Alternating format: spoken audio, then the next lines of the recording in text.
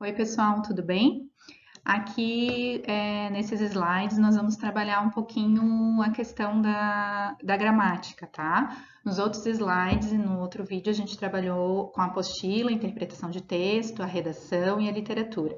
Então, aqui um pouquinho da gramática, em 2 semanas, 2 partes. Essa primeira parte a gente vai falar das figuras de linguagem e, em si, o que ela é, e algumas figuras que a gente já conheceu. Aí na semana que vem a gente dá continuidade a essas figuras de linguagem. Lembrando que esse conteúdo ele não vai estar dessa forma na apostila. Então quem quiser salvar esse vídeo, esses slides ou copiar no caderno em forma de conteúdo vai ser show de bola, tá? Até porque depois vai ser cobrado em prova. Vamos lá.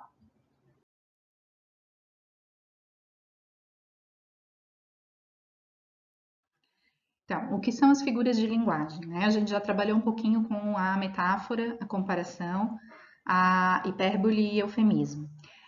São recursos, essas figuras de linguagem são recursos do nosso idioma para tornar as mensagens que emitimos mais expressivas e significativas. Tais recursos podem ampliar o significado de uma oração, assim como suprir lacunas de uma frase com novos significados.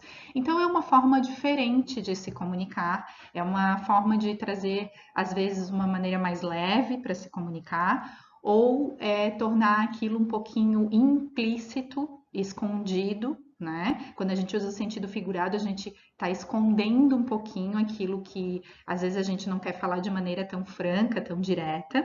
Então, para isso que servem as figuras de linguagem.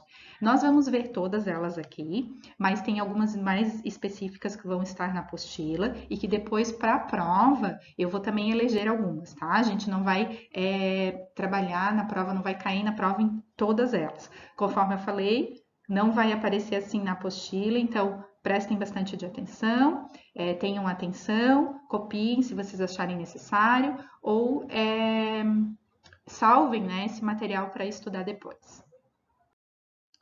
Primeira figura de linguagem que aparece é a metáfora. Já trabalhamos. Ocorre quando é utilizada uma substituição de termos que possuem significados diferentes, atribuindo a eles o mesmo sentido. Então, quando eu digo meu pensamento é um rio subterrâneo, esse um rio subterrâneo quer dizer que o meu pensamento é algo escondido, né? Implícito. Então, é algo que eu não quero que todos saibam. Então, eu uso um rio subterrâneo como uma forma diferente de falar que o meu pensamento é um segredo, é algo que não é tão explícito, que é mais implícito, escondido, tá? É uma substituição de um termo. É muito utilizada a metáfora, tá? No nosso dia a dia a gente não percebe, mas a gente usa bastante. Na linguagem literária também, os autores costumam utilizar bastante. Quando eu digo aquela menina é uma flor, é uma metáfora, eu estou dizendo que eu quero dizer que ela é bonita, cheirosa, né? Que parece uma flor. Então, quando eu digo aquela menina é uma flor, eu estou usando uma metáfora. A comparação. A comparação é a busca sempre ela busca sempre aproximar duas ideias ou dois seres. Quando eu comparo, eu sempre tenho que ter pares, tá? Seja para apontar aquilo que compartilham de semelhante ou aquilo que os distancia, tornando-os distintos. Se vale de conectivos e conjunções que tornam clara a ligação entre aquilo que está sendo comparado, e é o caso das expressões como ou que nem. Então, essas duas expressões são bem típicas da figura de linguagem comparação. Exemplo: saiu daqui que nem um pé de vento. Então, saiu daqui como um pé de vento, correndo, muito rápido, né? É uma comparação. Eu estou comparando a pessoa que saiu daqui com um pé de vento, muito rápido. Quando eu digo a menina é como uma flor, eu estou fazendo uma comparação. Eu estou comparando a menina, um item, um item, com outro item, a flor. Aqui. Então, a menina comparando com a flor. A menina é como uma flor, é uma comparação, tá? Quando eu falei anteriormente, a menina é uma flor, é uma metáfora. Então, a diferença da metáfora e da comparação, elas caminham muito juntas, então tem que cuidar um pouquinho. Quando é utilizado essa aproximação de ideias com o uso do como, o que nem, é comparação. Quando eu afirmo, a menina é uma flor, aí é a metáfora. Antítese. Essa figura de linguagem é muito simples, tá? Quando em uma mesma oração usamos termos que possuem sentidos contrários, como se fossem antônimos. O Renato estava dormindo acordado na aula. Dormindo acordado é uma antítese. Ó, o Renato estava dormindo acordado na aula. Quer dizer que ele estava caindo de sono, estava com muito sono, mas ele estava ali com o olhinho aberto. Então, dormindo acordado, antítese. Amor é fogo que arde sem se ver. Ó, é ferida que dói e não se sente. Como que dói e não se sente? Então, são antíteses, né? O preto, o branco, o claro, o escuro, o alto, o baixo são antíteses, sentidos contrários, expressões de sentidos contrários. Bem fácil essa. Paradoxo. Essa figura de linguagem se refere a algo contrário ao que se pensa, fugindo do senso comum e até mesmo refletindo a falta de nexo. Aqui é sim algo contrário, mas é um contrário de pensamentos, tá? De ideologia. Não é contrário de palavras. O contrário de palavras é antítese. Aqui no exemplo, ele não passa de um pobre homem rico. É uma ideia. Ele não passa de um pobre homem rico. Pobre homem no sentido, ele, né, não tem atitudes boas, ele não é um cara legal, mas ele é rico porque tem dinheiro. Então são ideias contrárias. Tem que cuidar para não confundir com a antítese, tá? O paradoxo. A antítese são palavras mesmo, ó, dormindo acordado. Aqui são ideias, contrário do que se pensa. Ele não passa de um pobre homem rico. Então, a antítese e o paradoxo podem ser confundidas, assim como a metáfora e a comparação, tá? Tem que ter um pouquinho de cuidado. Metonímia. Essa é muito interessante.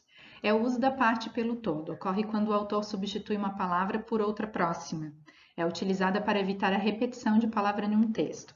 Então, quando eu digo eu adoro ler Maurício de Souza, eu não estou dizendo que eu leio a pessoa Maurício de Souza, eu leio o livro de Maurício de Souza, a obra de Maurício de Souza. Então, ela é chamada de metonímia, porque eu uso a parte pelo todo, né?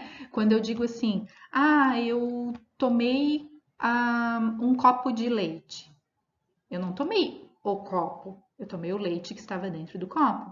Então, eu falo, eu tomei um copo de leite, eu estou usando a parte pelo todo, né? Então, quando eu uso algo para evitar essa repetição, adoro ler Maurício de Souza, adoro ler as obras de Maurício de Souza, tomei um copo de leite, não tomei o copo, eu tomei o leite que estava no copo, tá?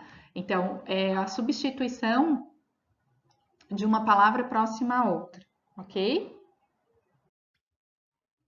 Catacrese. Esses nomezinhos vocês vão se acostumando. É um tipo de recurso muito interessante. Tal figura de linguagem ocorre quando atribuímos um nome a algo que não possui um nome específico, fazendo referência a outras coisas e objetos. Então, quando eu digo céu da boca, o céu é o que nós temos, né? Lá em cima. E boca quer dizer o quê? É em cima da boca, o céu da boca. Asa da xícara. A asa da xícara é onde a gente pega a xícara, né? Então a gente chama de asa, porque é um lugarzinho onde a gente pega e ela tá por fora do corpinho da xícara. Então, o céu da boca, a asa da xícara, boca de lobo, essas coisas, a gente usa como algo que não é específico, né?